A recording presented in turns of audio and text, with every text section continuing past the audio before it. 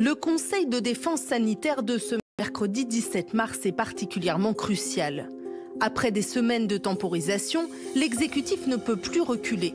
Il doit prendre des mesures pour l'Île-de-France et les Hauts-de-France.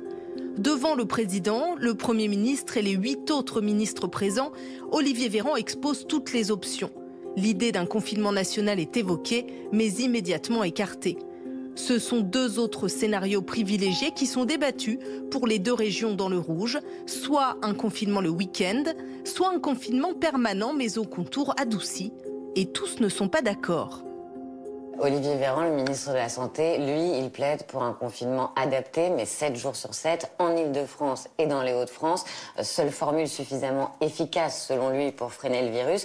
Mais en face, c'est vrai que dans le tour de table, c'est plutôt une ligne intermédiaire qui l'emporte. Il y a davantage de ministres qui plaident pour un confinement uniquement le week-end, au nom de différents arguments d'ordre économique, d'ordre psychologique. Avec cette question aussi, c'est celle de l'acceptabilité des Français. Emmanuel Macron n'annonce rien à ce moment-là. Selon un ministre présent, il indique qu'il souhaite la construction d'une décision la plus ajustée possible, en concertation avec les élus. Le président veut peaufiner sa stratégie auprès des maires. Ce mercredi soir, il s'entretient avec eux en visioconférence et donne le ton. La situation est clairement critique. Ça va taper dur jusqu'à la mi-avril. Il se veut pragmatique, en prenant en compte les éléments concrets que lui remontent les édiles sur le terrain. L'un des élus enregistre leur échange à son insu. Moi, je vous ai entendu sur ce qui a été dit par plusieurs. La fatigue, en particulier des jeunes dans les quartiers populaires. La nécessité de continuer à faire le sport. Et puis, le sujet du grand air, ce qui est vrai. Et on a quand même appris une chose par rapport au premier confinement, c'est un peu paradoxal, c'est que être dehors, c'est plutôt bon.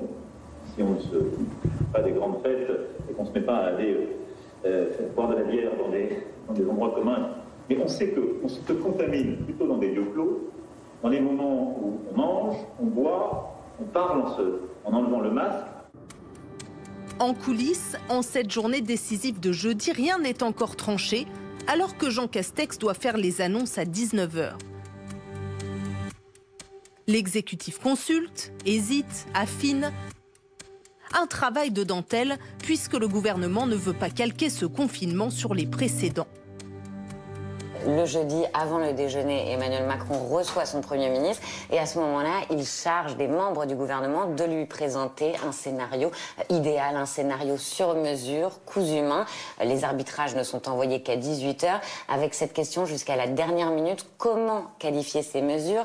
Confinement ou mesures de freinage? Le président a cette formule, il parle de freiner sans enfermer. Et finalement, Jean Castex, le soir, ne dira qu'une seule fois le mot confinement à propos de ces nouvelles restrictions. L'exécutif a donc essayé d'innover, un 3e confinement de style et en même temps, pour tenter de trouver un équilibre entre nécessités sanitaires, impératifs économiques et santé mentale des Français.